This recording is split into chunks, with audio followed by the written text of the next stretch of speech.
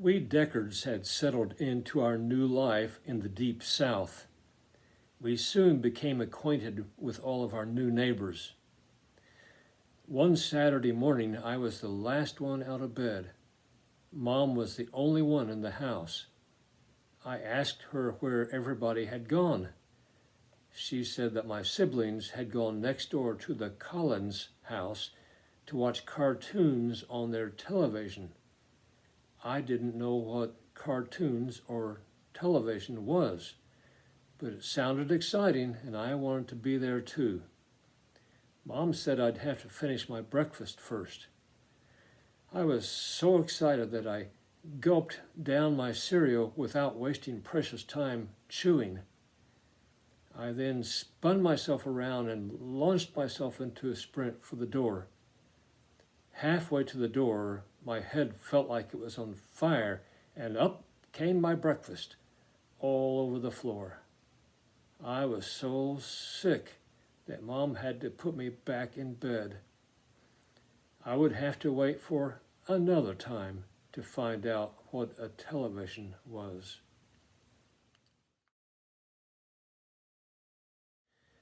Another time.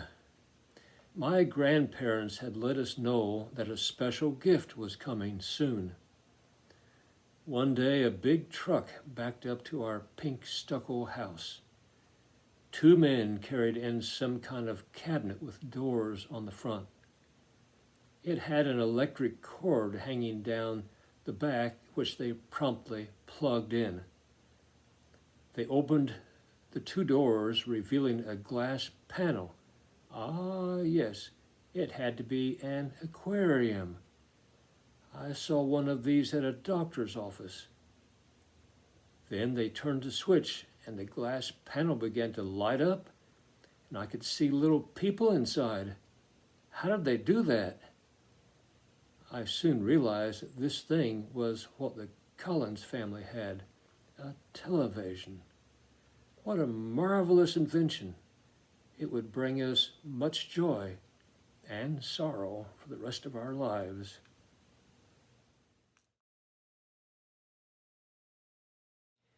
Doodle bugs. Television was far from perfect in the 1950s. We got 3 channels, and much of the time the picture would start flipping out of control with horizontal or vertical lines, making it next to impossible to watch anything for very long. But we had the great out of doors to enjoy. My favorite spot was the sand lot, digging holes and building castles. My brother David taught me about doodle bugs, antlions. They built what looked like upside down ant hills. The ant lion burrowed down at the bottom of the funnel and waited for its prey, an ant, to fall into it and then jump out and say, "Aha!" Then call the little doodlebugs to supper. We were so amazed with this process that we'd capture them by stirring the bottom of their traps gently with a small twig. They would come out thinking it was an ant, but it was us. Into a jar of sand and onto a table near to our bed they went. We struck up a bargain with them. You dig your traps for our entertainment, and we'll bring in the ants to stumble into them. It was all about watching them trap and devour their prey. We could hold them in the palm of our hand, and it tickled. Maybe they were trying to eat us, and we were too big for them to wrap their little teeth around.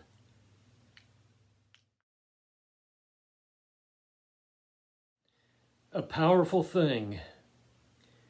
Dee Purdy lived behind us, and we were best friends. His brother Bill was my brother David's friend. They never knocked on our back door. Bill would stand at the door and sing out, "David, David." And my friend Dee had more of a challenge with my one-syllable name, J-um. We spent many happy hours together, mostly in the sandlot next door, building stuff. One terrible day, our friendship suffered a major blow. Dee said, "You know what, Jim? Your mom has bad manners." I was enraged. My mom was the kindest and best mannered soul in the whole world. So the best reply I could come up with at the moment was, "No, your mom has bad manners." We were best friends no more. We moved to opposite ends of the sandlot and continued building things by ourselves. The next day he didn't come over and I didn't go out. The next day, same thing. My mom noticed and asked what was wrong. I began to cry and told her the whole story. She thought on it for a few moments and said, "You need to go over to Mrs. Purdy in the morning and say you're sorry." What? I was devastated. Why shouldn't he apologize to you? He started it. Mom was adamant. It was the Christian thing to do. I hardly slept that night, and I had no appetite for breakfast in the morning. My burden was heavy as I headed over to the Purdy's. I tapped lightly on the door, hoping they wouldn't hear me. Then I could tell Mom that I tried and the whole case would be dismissed. But no, the door swung open and there she was. My throat was dry, my tongue was finding it hard to say anything, my brain didn't want any part of this. My mother's words broke the silence. The Christian thing to do. "Mrs. Purdy, I'm sorry I said you had bad manners." "Oh, that's all right," she replied. Then she gave me a great big hug and turned and called out, "Dee, Jim's here. Do you want to come out and play?" He came skipping out of his room and everything was wonderful. I was filled with joy. Saying I'm sorry and being forgiven and forgiving others is a powerful thing.